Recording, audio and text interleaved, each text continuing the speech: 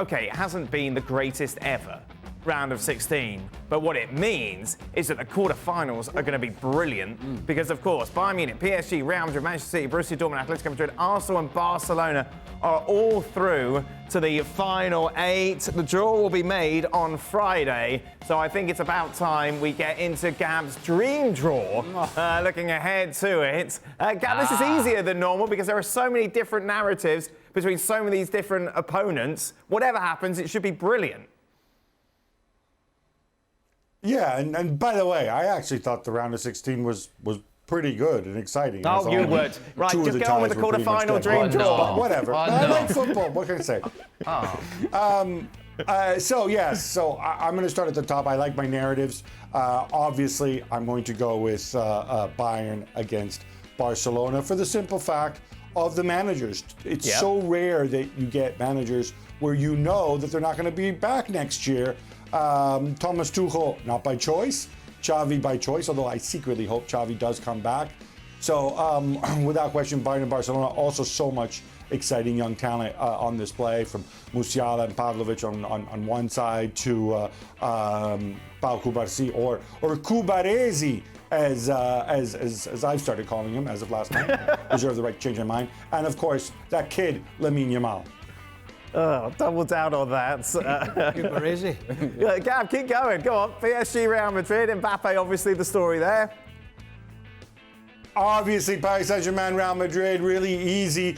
Kylian Mbappe against the team that, is he going to spurn them one last time until he signs on the line that is dotted? Anything can happen.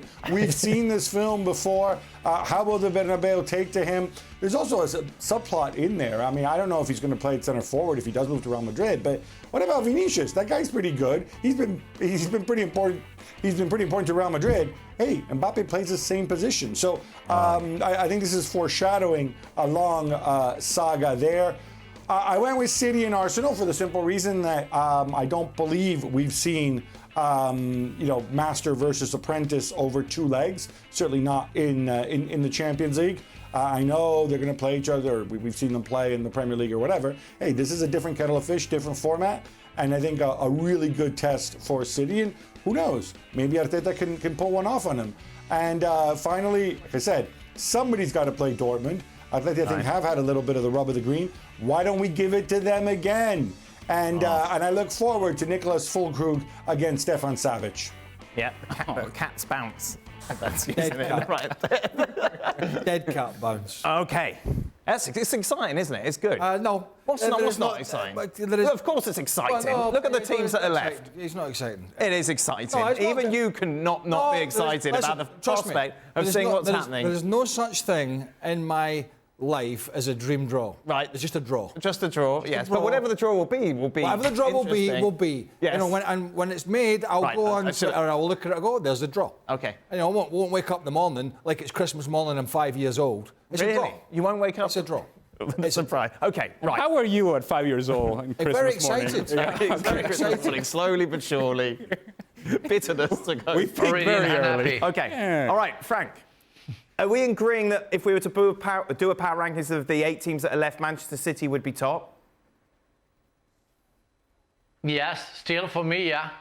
So then, where do we go from there? Who's second from there?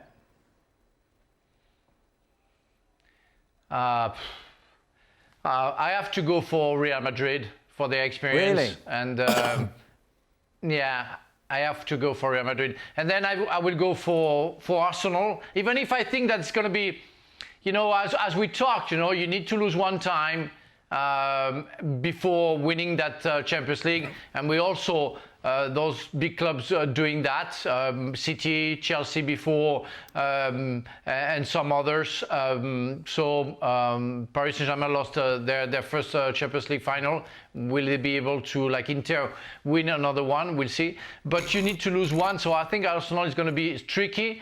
And after, I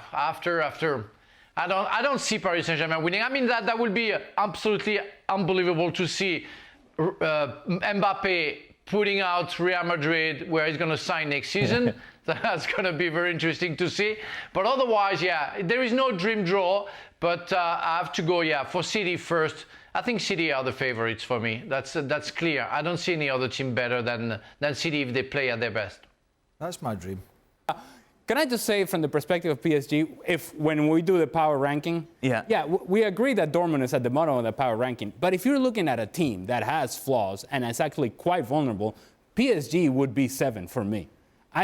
And they're only 7 because they have Kylian Mbappe. And so Kylian Mbappe gets hot in one game and can push you. But over 2 legs, I look at a team that has so many flaws and is so vulnerable. And so therefore, I don't know that you are lining up to say, hey, let me play Kylian Mbappe or against that guy because he's one of the best players in the world. But let me play against that team because that team right now, in terms of who's left in this competition, they're fragile. They're vulnerable. They're flawed. That's a team that you can get after. Can I say something? Sure. Bayern Munich is another team with flaws. Yeah, there's a lot of flawed teams. You couldn't say, I agree. Dortmund, PSG, don't know what you're going to get from them. You really do not. You have no idea what you're going to get from Bayern Munich. It's like you. Don't know what's going to happen. What sort of move? And that's What sort of move we're going to the get? story. Would you like me to come and sit here and be bored? Gab, we've already had complaints that you're going to see Atleti or Dortmund in the semi-finals. No. Look, stop it. And if they get there, it's because they fully deserve it, like Inter did last year. But I want to make a point about another way of looking at this, and I agree with Ali about Paris Saint-Germain's flaws and whatever. But when I look at these teams and you turn it around and you look at it, all right, which team can realistically get a lot better between now and May? I don't think City will get much better than they already are. I don't think Real Madrid will. I actually think Paris Saint-Germain are a team that can get better, considering that they're not involved, obviously, in a domestic title competition in the league, and given that Luis Enrique is a guy who works a lot on systems and tactics and needs time with his players, perhaps more so than other people. This is still a manager who's in his first year, so I do think maybe we should be looking in terms of. I think Paris Saint-Germain are a side that could turn into a very, very good side, better than they are between now and the end of the competition, perhaps more so than some of the other clubs.